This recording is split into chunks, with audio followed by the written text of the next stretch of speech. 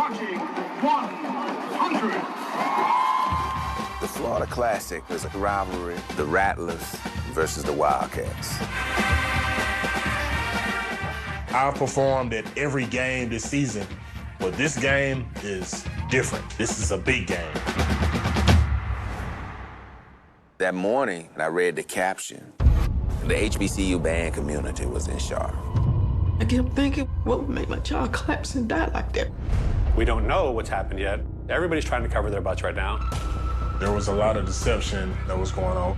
He pulled back the rug so that everybody could see the dirt that exists in this band. Anytime you lie to the police, I call it the monster mistake. And you have to look at the evidence and everything to know that that's torture, that's murder.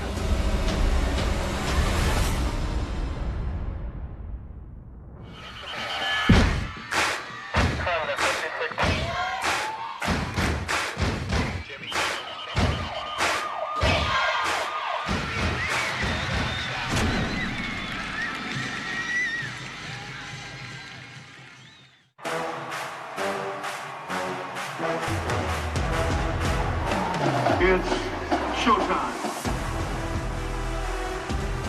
When I think of Rattler football, I automatically think of the Marching 100. You can't have the football team without the Marching 100. The two go hand in hand like peanut butter and jelly. From the highest of Seven Hills, the 9 wonders of the world, the incomparable Marching 100. The Marching 100 are the flagship band for FAMU, which is the Florida A&M University. It's a very flamboyant band that marches incredibly well, and it's a very elite squad. For school pride, it's great. You have all of these alumni from all over the world that pack out the stadiums to come see the Marching 100. It's often said that the band is a bigger part of the show than the football team. There's a halftime, and by the way, there's a football game. It's a unique style, it's an exciting style, and we own it. People want to hear their favorite songs. They want to hear their pride songs that the university plays. And it's just one big party, right? So obviously, like, marching band is where it's at. You gonna learn today. The Florida Classic is traditionally the last game that FAMU plays every year. And it's against our in-state rival, Bethune-Cookman College. After a wonderful game, after a great show, great halftime performance, nobody would have expected somebody to die that night.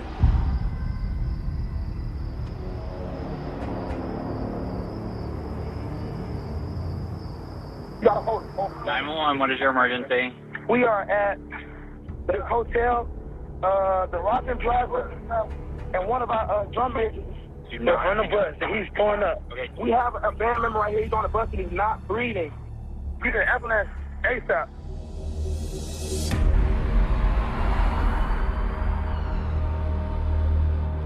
When I got to the hotel, the buses were parked in the rear parking lot. It was like 3 buses parked there, the motor coach type buses. One of the band members, Robert Champion, was in the back of that bus, frothing at the mouth when we got there. We were being told that Robert Champion had just passed out on the bus. So we initially thought he came down with heat exhaustion. The fire department came in and relieved one of the students who was doing CPR. And then we transported him to the hospital after that.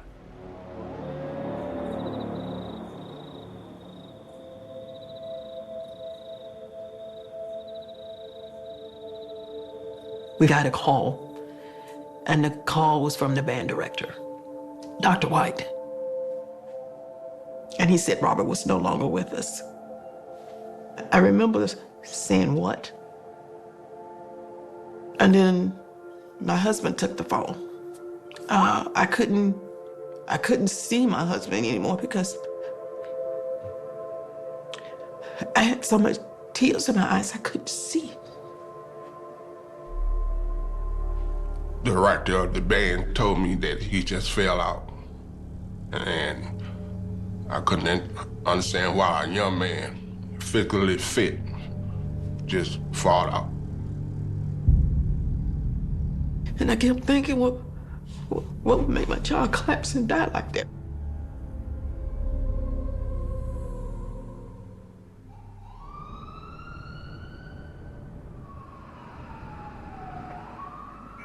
Investigators must try to figure out why an apparently healthy young man would suddenly die like this on the back of a bus. The bus was processed that night, the 19th, and early morning of the 20th, at the scene by the CSI. We spoke to every student that was on that bus. They have to piece together exactly what happened. There's a lot of, memories that suddenly don't work. It was very much closed-lipped. It's like, oh, we don't know what happened. We get a lot of students saying, I wasn't there.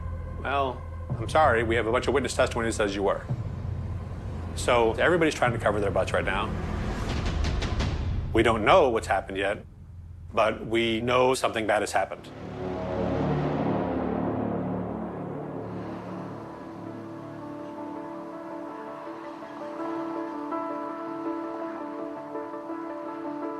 Robert was born July 13th, 1985. I'll never forget that day when we actually got to see each other face to face. When he grabbed and wrapped his hand around my finger, he was so sweet. Just my little man. I was hooked. When Robbie was 7, 8 years old, he started playing the clarinet, and he was good. You could tell he was feeling the music. It was just in him. The music, it was his gift. Robert attended Southwest DeKalb High School. Southwest High School had one of the best bands in the state of Georgia at that time. He was excited being there. When he gets on the field, he is a whole nother person. I had no problem spotting my Robert. If they jumped, he jumped higher. If they hunkered down, he went down lower. He put everything he could in his margin. It's like he came alive on that field. I was so proud of him. So proud of him. The day Robert received his acceptance letter from Florida A&M, he opened it and he just jumped for joy. The whole family got into it, and we were just excited for him. He wanted to go off to college and come back and be a band director at Southwest DeKalb High School. So that was his goal. So I knew wherever he went, he will eventually be in a band. Robert wanted to be in that marching 100 band. The band is an integral part of football. It provides entertainment before the game, during halftime, and after the game. The 100 has a very rigorous audition process. When Robert Champion came to FAMU, he went through that process, and he was accepted into the band. He became section leader in charge of the whole clarinet section. At the level of Robert's musicianship, you can definitely tell that he started at a young age. He was really good. He was definitely somebody that you could look up to as a band member. He always knew his music. He was always on time. He was always the perfect example of leadership. He was very much focused on being the top dog in the Marching 100, for sure.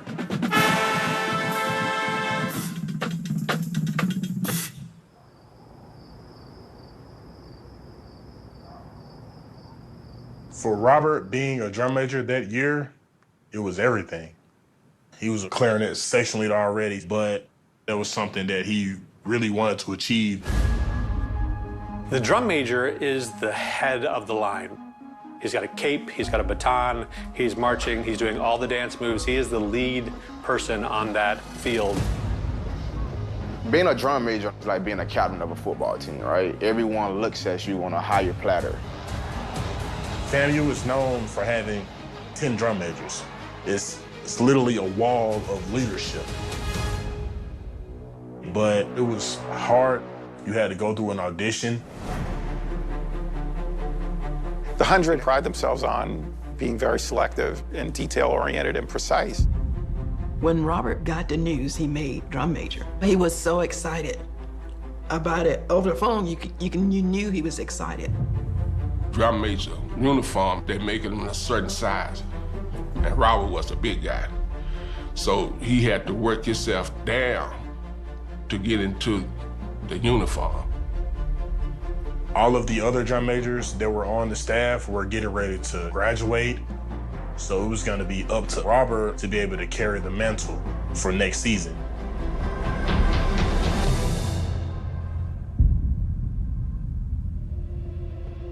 But I feel like for Robert, people were just so against him because they didn't like the fact that he was about to be the head drum major for the band, which means he was going to have all the authority over the band. Robert did mention to me that some people wanted him to do something. This is how he said it. He said, "Mom, some people just keep asking me to do something." And he said, "But if I did it, I'd never get any sleep."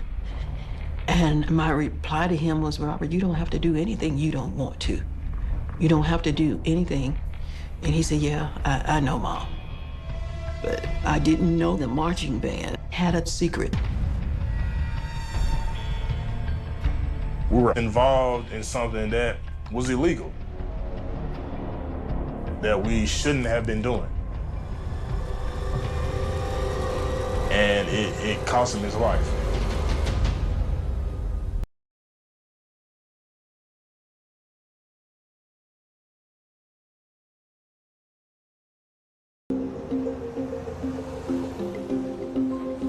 FAMU is one of the larger historically black colleges, or HBCUs. Football at FAMU, the games have this family reunion kind of vibe to them. The community is very involved. You know, you have people in their 70s, 80s that's still enthusiastic about coming to the football games. There's a unique electricity, energy, spunk, and a relationship that a HBCU band has with its student body, alumni, and fans. FAMU's football team definitely benefits from the popularity of the Marching 100. I mean, the Marching 100, they've done so many famous events. They've done the Super Bowl, presidential inaugurations. So they are a big part of the show at a football game. From a band director's point of view, preparing a band, it's an ongoing cycle. It's 12 months out of the year. It's a certain level that you just have to be ready. You have to be prepared for, right?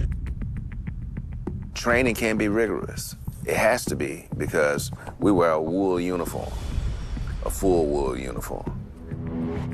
And to put a wool uniform on in this type of heat, you have to condition yourself. And we have a unique challenge because band is co-ed. So we have to train in a way that that is fair to both genders and reachable for both genders. It takes a lot of dedication to become a member of the Marching 100. You have to be dedicated to your craft. You have to be dedicated to being the best musician that you can be. It takes a lot of practice. It takes a lot of hard work. A lot of times, it takes training. We would run, we would train, we would march up and down the field, we would practice for long hours just to be able to execute the best performance possible on game day. So it's a lot of work. If you are not in this position, you can't imagine how much it consumes your life. The last time my son, Robert, and I spoke was on the 17th. The Florida Classic was coming up. This would be the first time Robert would march in the Florida Classic as a drum major. That brought some excitement for him. Little did I know that would be the last time I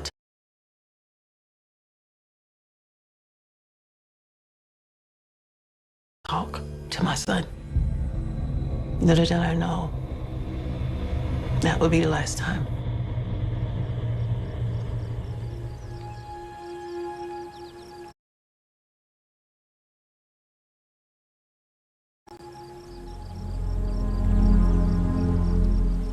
FAMU drum major Robert Champion died suddenly. The TV was going, and for the first time I heard my son's name from a reporter on the TV.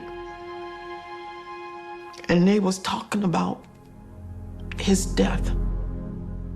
And I stopped in my tracks and I turned back and looked at the TV. The thought hit my mind, what they did to my child on that bus.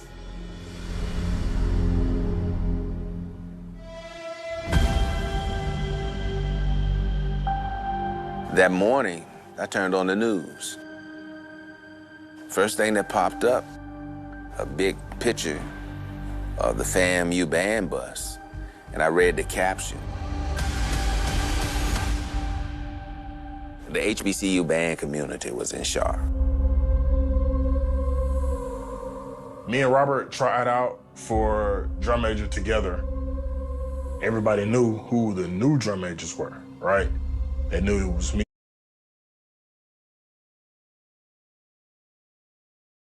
They knew it was Robert. And when they found out what happened, they instantly started calling me, texting me, asking me a bunch of questions. Robert's death definitely affected the football team. We were just trying to get a hint of what happened. And so that was the issue that was circulating the campus. Or why did it happen, and where did it come from?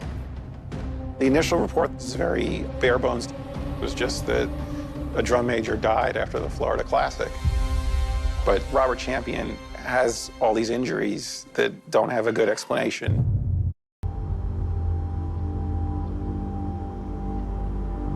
When the autopsy comes back, they discover some disturbing information.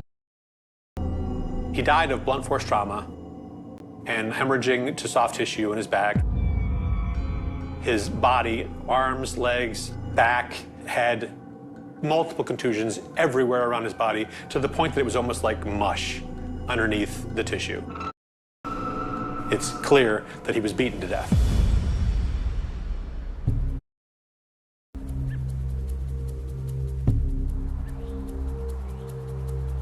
We talked to all the students from the bus. The story was that they went to the game, he came back, and they found him on the bus, passed out. But based upon the autopsy, we knew that the kids had been telling us not full truth. There was a lot of deception that was going on.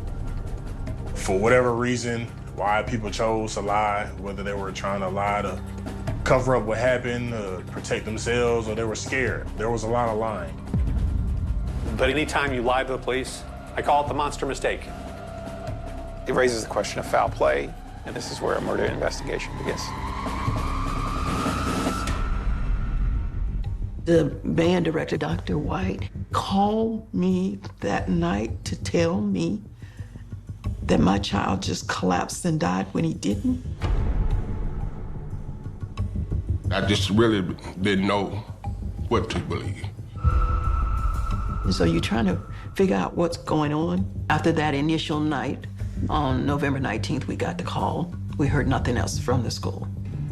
No one contacted us, nor did we hear anything from the district. One of the big breaks in the case is when Robert's roommate, Keon Hollis, started talking to police.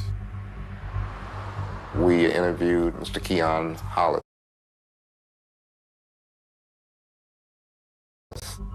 One of the drum majors, and who is a friend of Robert. Mr. Hollis held nothing back. You have to take accountability. And I personally felt we all need to live in our truth. I felt as though I needed to not only speak up for Robert, but for myself as well.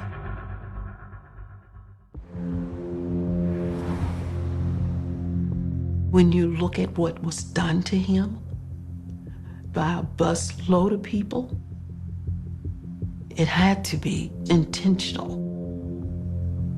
If they weren't trying to kill him, they were certainly trying to set an example.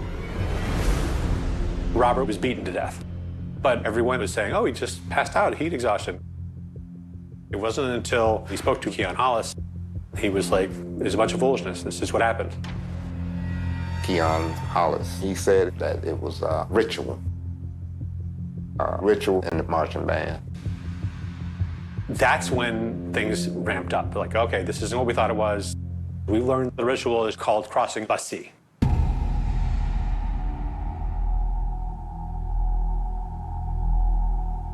In the band program, everybody knew crossing bus C is when you literally have to run as fast as you can through the middle of the bus and push through everybody.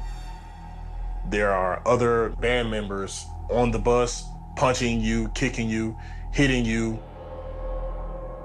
It's something that you can say, I have this certain level of respect from band members because I did one of the most challenging rituals in the band. He told us a young lady went through the process in front of him, then he went through the process, and then Robert Champion went through the process. One person died. Why did Robert Champion die?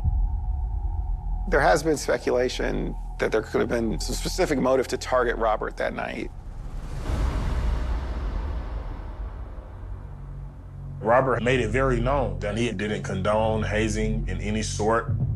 He said, I feel like it's stupid. I feel like I've already became the drum major, the leader in the band. Why should I have to put myself through something like that to show that I'm a leader? A lot of the band members were feeling like he wasn't tough enough, like he wasn't macho enough. They would scream out, oh, hey, he's gay, he's this and that. His sexual preference was his. What does that have to matter? It still do not give an excuse as to what was done to him. My son was literally tortured to death. So to stop and say, oh, because he was gay? No, Bus C was technically the percussion, and the leader of the percussion section is the president of Bus C, Dante Martin. The night of the Florida Classic, there was a text from Dante Martin asking if I was gonna cross Bus C. Saying to myself, yes, I'm gonna cross Bus C.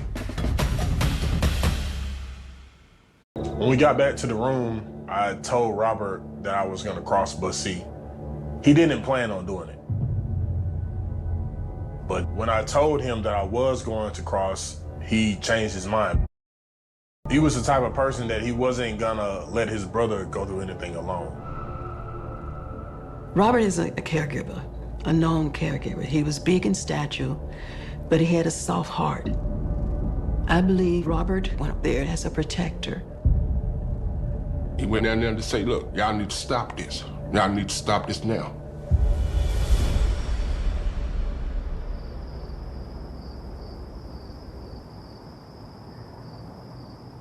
It was probably a little after 9 when Robert and myself, we walked up to the bus. The bus is parked in the back of the parking lot. We get on the bus, it's really dark. It's like walking into a haunted house because it's just pitch black and all you see are these figures of people in almost like the shadows. I crossed Bus C first. People are hitting me with mallets or whatever they have. I was literally on the brink of damn near passing out. And then Robert went last.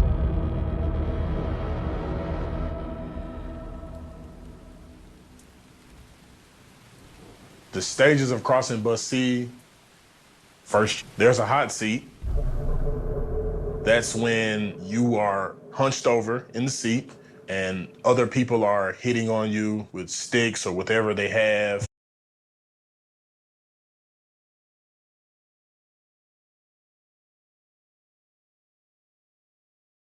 On the back, I could literally see everybody just wailing on Robert as he's going through his hot seat. It felt like his hot seat lasted longer than mine because I felt as though people had personal reasons for why they wanted to harm him. After the hot seat, you get up, you hold the railings of the bus, and people will hit you on your chest and on your back. He was crying out during the whole process of them hitting on him, sticks and mallets. And I remember them holding him. I see them literally smacking him as hard as they could on front of him and behind him. After that part, then you have to push forward to the back of the bus, through the middle aisle, through everybody that's trying to push you, punch you. And as he made a little leg way, getting closer to the back, they literally would drag him back to the front and make him start over. There were people hanging from the luggage rack, stomping on Robert as hard as they can, like a street fight, like it was a backyard brawl or something. And I just remember feeling like, damn, like, well, why? They wanted to beat on him, to hit on him, to make sure that he felt pain going through this process. Because they didn't like the fact that he was against hazing. I remember hearing him scream, and I'll never forget this for the rest of my life. Like, they personally wanted to harm him. It made me want to literally get up and push through and pull him to the back. And it wasn't allowed. They didn't go this hard for me. They didn't go this hard for anybody else. It was personal. Robert had to be about 5 when we took him to a parade. And he was so impressed with the drum majors. He couldn't take his eyes off of them. Ever since he saw that first marching band in the parade, he had in his head that this is what he was going to do. Robert liked to entertain. He had a broomstick because he seen a drum major with his baton, so he thought that his broom was the baton. He did eventually become a drum major in the high school.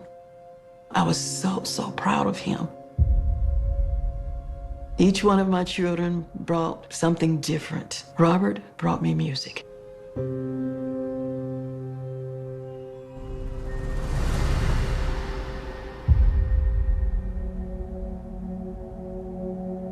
When Robert finished crossing bus C, I asked him if he was okay. He just kept saying, like, I'm tired. We're all getting off the bus. I was just so exhausted. I was just ready to get back to the room, shower, change, that I didn't even look back. I just walked off. I get back to the room and I get a call. Like, hey, something's wrong.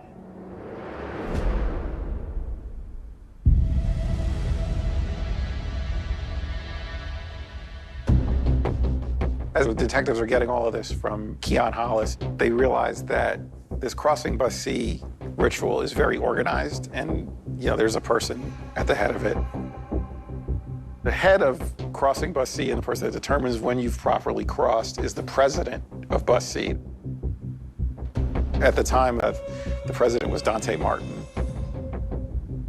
Dante Martin was described by most of the students as being the one that set everything up.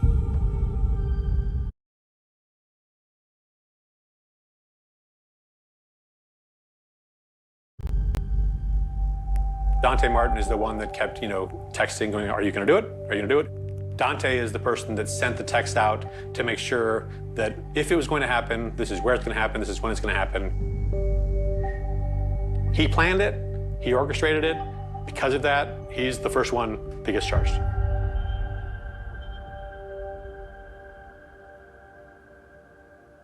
Aside from Dante Martin, there were specific students that had a particularly important role in the hazing of Robert Champion, Jesse Baskin, Caleb Jackson, and Benjamin McNamee. Students paint a picture of Jesse Baskin as being one of the most physical of the people on the bus. Baskin was hanging from the overhand rails and was kicking Robert. Benjamin McNamee, like Jesse Baskin, was described by other students as being rather physical against Robert as he was trying to progress to the back of the bus. Benjamin McNamee was singled out as having kicked Robert back in his seat even when he was almost done. Caleb Jackson, referred to as CJ, was described by many as being very violent. The drum major say he had to try and rip Robert from Caleb Jackson's grip in order to get Robert to the back of the bus. The other interesting thing about CJ is that he's not a student at FAMU at the time. He had been studying at Tallahassee Community College, and that made him eligible to march in the 100. But then he'd had problems with his financial aid, and he wasn't in school at either institution. But, he just didn't tell anybody and kept marching in the 100. And then participating in Crossing Bus C. He wasn't a student anywhere. It's extraordinary.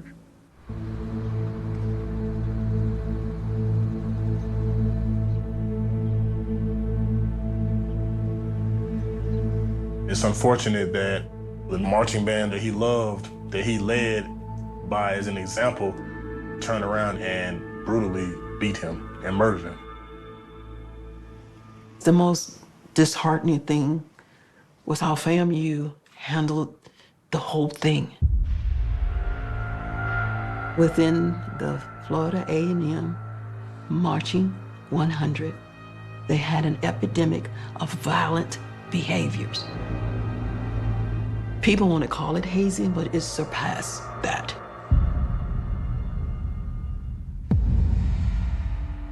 As a band director, my dear friend, Dr.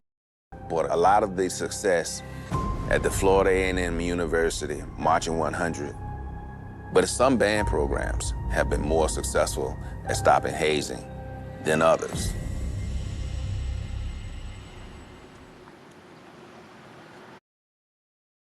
What have I done to eradicate hazing?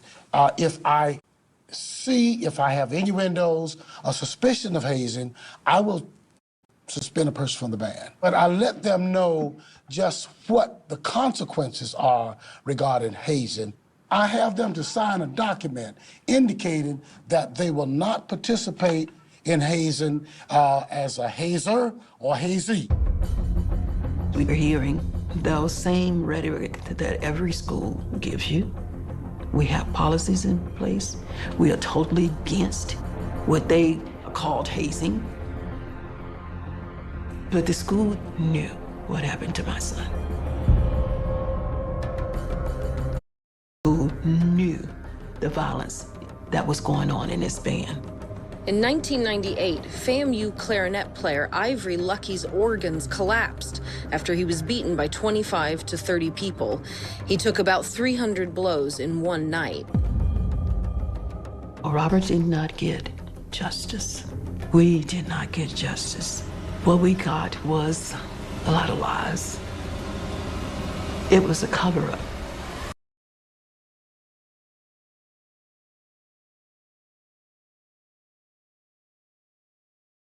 To Robert Champion dying, there were a lot of signs of hazing in the band.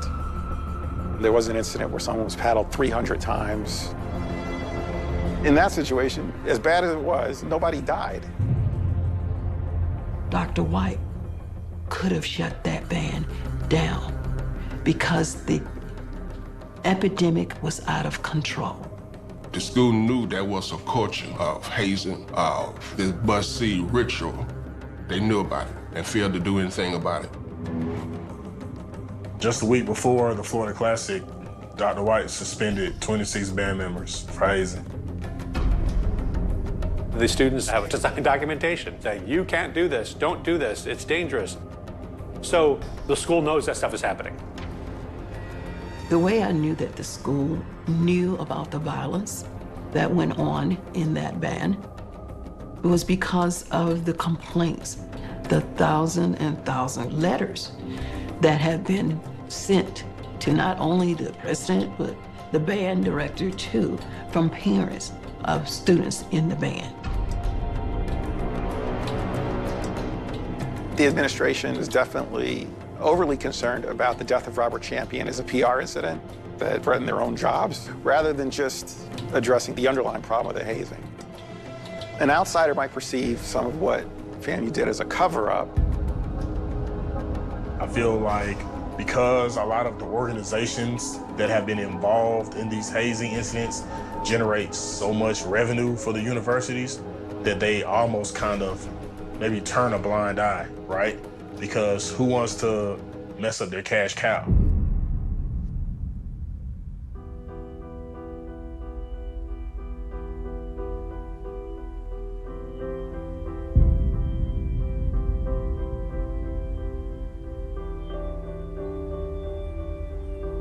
We got news that they were suspending the band for 1 year.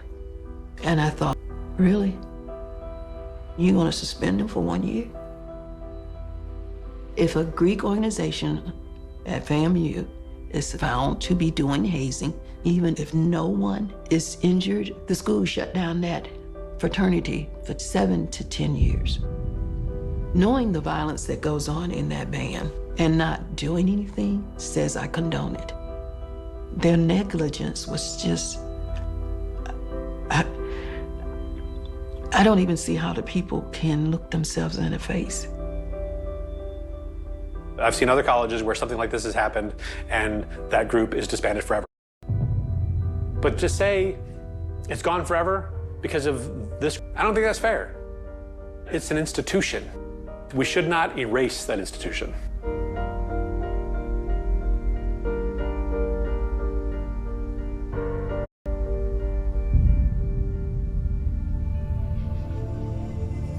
Robert Champion's hazing death was a major event for the entire HBCU community. There were a lot of schools that re-examined their policies. Everyone didn't want to be the next school to have one of these types of tragedies. My husband and I said something needed to be done. And we decided to have a foundation. The name, Robert D. Champion, Drum Major for Change, was given to the foundation. And the message was to eradicate hazing. When a tragedy like that happen, come to your door, happen to your son, and the way that it affect our family, we don't want it to affect anyone else's family. We had to create this foundation so it won't happen to another kid. Because we know that the traditions probably, still going on. You don't have to downgrade, beat nobody to get to where you want to get.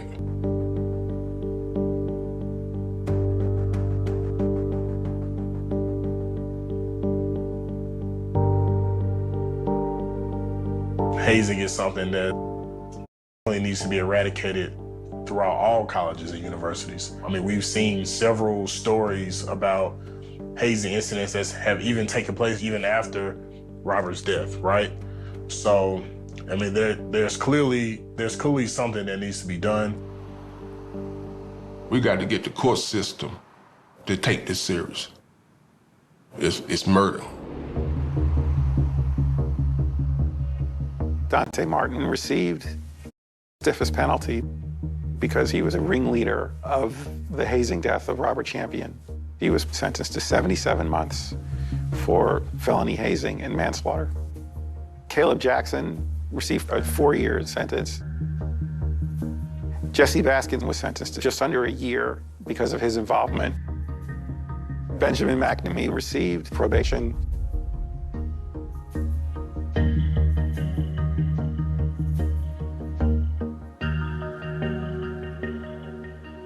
probation is what they got. None of them got felony attached to them, which is the law in Florida says hazing with death is a felony.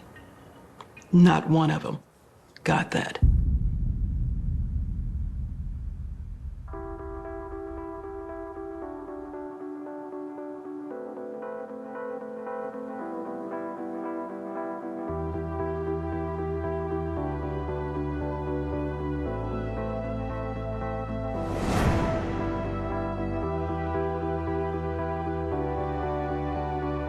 A lot of fellow members of the band kind of isolated me because of how everything took place.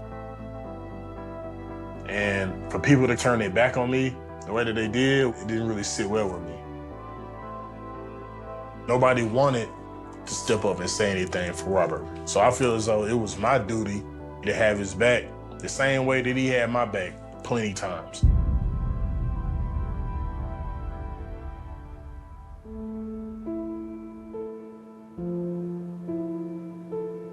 Robert was here right now, he'd probably be in a classroom teaching music.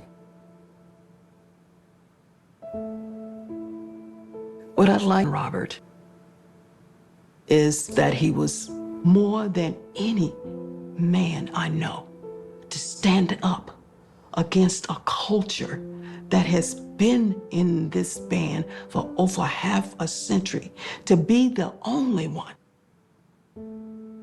So he stood tall. He was a young man that was pursuing his dream. They cut his dream short. He didn't deserve what they did to him.